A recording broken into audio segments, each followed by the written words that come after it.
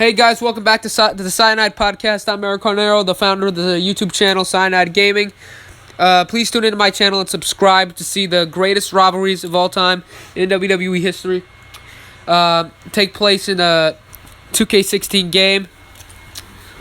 You can buy it at any store you want for just, I don't know how much, but $9.99. no, that's the network you're thinking of. I'm here with a special guest today, and today we're going to cover up mainly a continuation of my last podcast.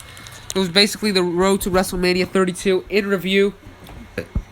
It was as I covered in my first podcast, I gave it basically a good review besides Fastlane 2016, which sucked ass. What I wanted to touch and base is now getting more in depth for it, and as I'll talk to with my guest, what do you think? What do you think about the main matches like Shane McMahon versus The Undertaker and Roman Reigns versus Triple H? What do you think about matches like that? I think that they're gonna get a lot of people to buy the network because they're. This is what they do. They put a good build up to it, and then people tell their friends to get it. And then those friends tell them, and then a lot of people go in and watch the match, which is setting up for a great build-up, and that match is going to be amazing, because first you have Undertaker, and supposedly last match, and then you have Shane McMahon, and if he wins, he gets control of Monday Night Raw. So that's a big Shane deal being in like that. control of Monday Night Raw, I would love to see, but I can't imagine it because Shane hasn't been in the company for 7 years, I think. And then he would. But wait, what if Undertaker wins? Would that mean he gets control of Raw? No. Imagine. That would have just mean. Imagine Undertaker as the GM of Monday Night Raw. That would be like a dream come true. Every match would be a goddamn Hell in a Cell. Yeah. And then people would get. But you know what I'd like to see? I'd like to see the Undertaker win too, like Vince screwing Shane, and Undertaker winning because of this. And hear me out here. Vince and Undertaker make an alliance. The Ministry comes back just like the Attitude Era. Imagine that. Considering there's gonna be supposedly a brand split, a lot of people could see that, but I doubt that would happen. And touching and base about the potential brand split. That's another reason why I think Shane will be in control of Raw, Yeah. and I think Stephanie controls SmackDown. And then Stephanie. And what do they make NXT an official third show on Wednesday night and like the Sci-Fi Network or something? Yeah, because a lot of people have to pay to watch NXT. Yeah, we don't want to watch NXT if we're gonna have to pay $9.99 a month for it. I'm a proud owner of the network. Anyways, continue with you. Have you listened to the new $9.99 song? No, I don't want to hear that song. I think it's an abomination. So, continue with what you were about to say. What I was gonna say is, Stephanie could create her own team, maybe in the match of a heels team, which would include, in my opinion, Bray Wyatt, Brock Lesnar, Kevin Owens, and Shane McMahon could have that amazing team. Cesaro, Dolph Ziggler, like Dean Ambrose. Yeah. Yeah. And also, this kind of WrestleMania, you have all the injuries that affected last year. And, Yeah, basically, if 2015 in a summary is injuries. Nikki Bella, Bad News Barrett, Rusev, Seth Rollins, Cesaro, John Cena, Sasha Banks. The list goes on and on and on and on and on. I could be here all day. You had Paige with a concussion, too. Yeah, and Paige only came back this Raw. And now when we talk about WrestleMania 32, here in Dallas, Texas. Yes. What do you expect mainly as a show? Because it's mainly all the mid-carders taking in main events. Triple H main eventing WrestleMania 32, I think it's a big save. But Dean Ambrose and Roman Reigns, imagine they main evented WrestleMania 32. And that's Seth Rollins as a guest referee. Could you imagine that? Yeah, but who would Seth screw? Roman. Seth would screw both of them and make it a draw or a no contest. Yeah, but then who would keep the title? What if the title was vacant? See, you had to have like a lot of like backup on that. Yeah, you need a lot of background in order for that to happen. But touching a base with the TVPG is not a bad idea. It's a lot of a safer background. And why don't we talk about? Oh, I'm sorry, continue. But the problem is the stupidity of these fucking creative members. These the creative team in WWE has their head so far up their ass that the ratings have dropped for years and years. Like 2012 was the worst fucking year in wrestling ever. I'll be right back. Just keep talking. And like as I said, I'll drop a pipe bomb on this any day. But if TV14 came back with an edgy program like 2016 started to have, 2016 starting to get a little edgy, like I said in my last podcast. But if it's the same fucking train wreck as 2012, then I would drop watching this any day. Why don't we talk about? Let's talk about the fact that Bray Wyatt does not have a match. Bray Wyatt without a match is a joke. He'll probably have that same train wreck of a match with the Titans of WWE. Like Kane, Ryback. Well, scratch Ryback because he's getting a United States Championship match with Kalisto, but Kane, whoever the hell was next. The Big Show. Big Show's a face. He's going to have another heel turn, for God's sakes. We all know he's had like 500 heel turns ever since he's been wrestling. That's not a good way to book him. And I've also read up on a recent article about a potential Goldberg return. Honestly, if Goldberg returns, that'll be fantastic. And I'd love to see what he would do in WrestleMania 32. Because that's the article I read, that he might return at WrestleMania 32. And we had RVD talk in his Twitter about what he would have to do about returning to WWE. He said the money. Because he's sick of how he was booked in 2014. He left the company. In 2013, he had possibly one of the biggest pops to the PG era.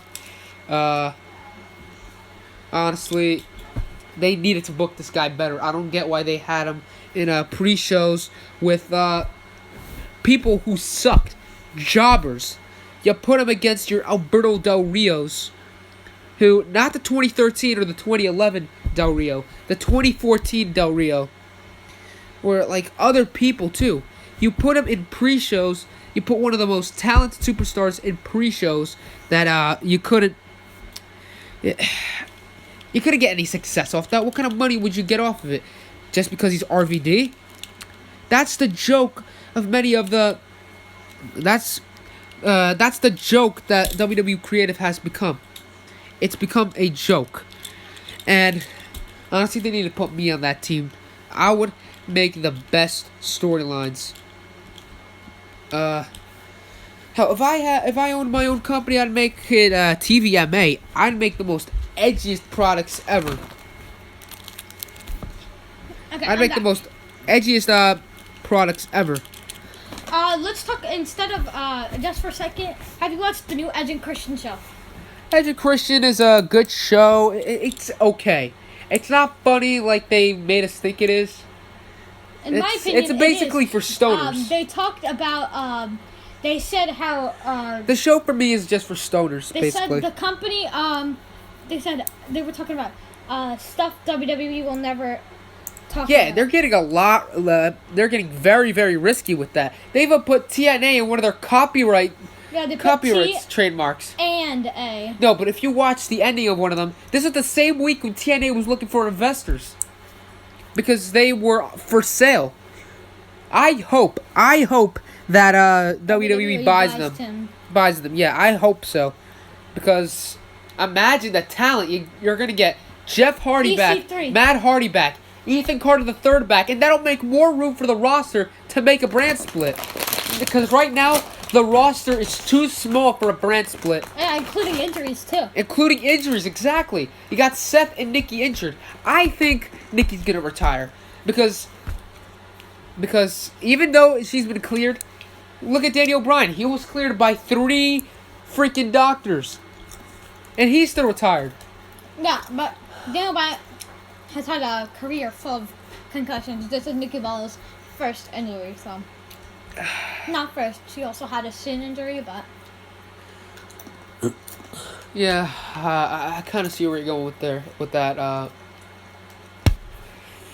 But honestly, the WWE's been snake bitten with injuries.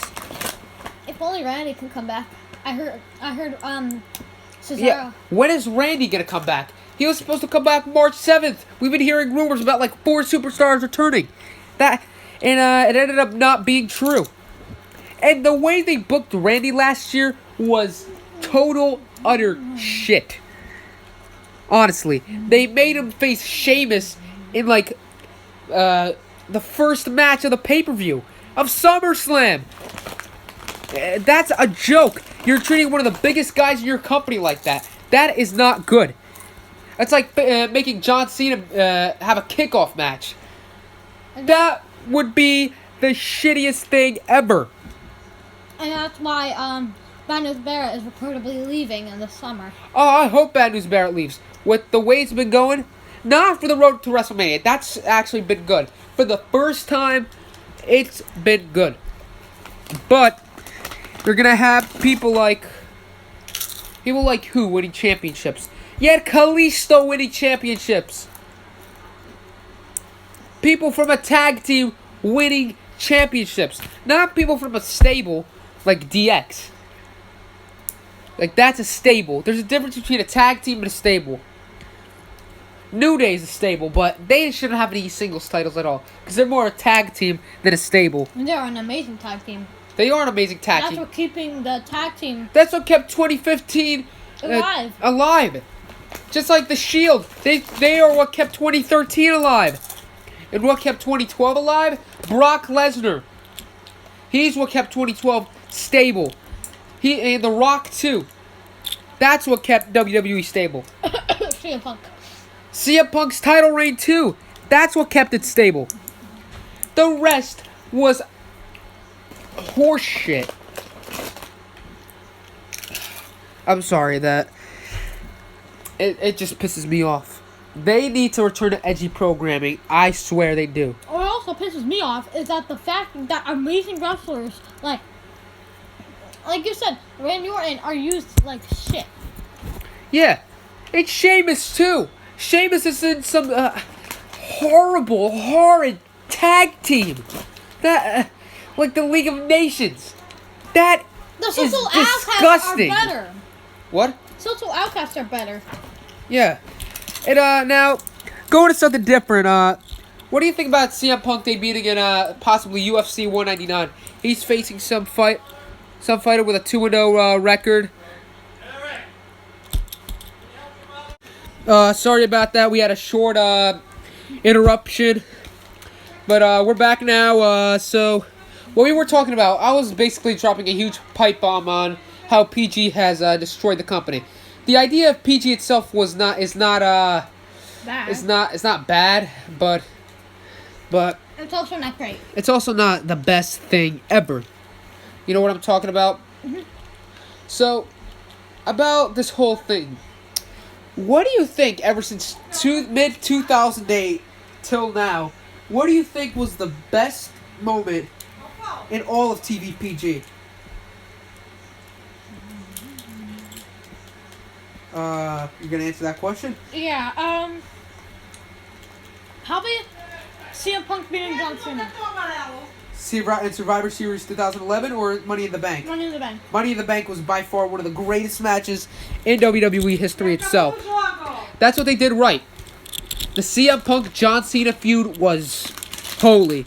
And believe me when I say holy, because that's what brought in the Shield, who are now the best stars in that company itself. Yeah. And Sorry, the screen went out. This was supposed to be the end of the podcast. And we're still going to talk. About 30 minutes. We're not going to talk about 30 minutes. This is about now, the ending. So thank you for joining me today. I really appreciate it. And I'll see you soon if you do join my Monday Night Raw podcast tomorrow. Will you? Yeah. Will you be a special guest tomorrow? Mm-hmm. All right, so tomorrow we will have our special guest back. I didn't get your name. Megan. Yeah, my sister, guys. Who knows just about... she knows like 10 times more than me.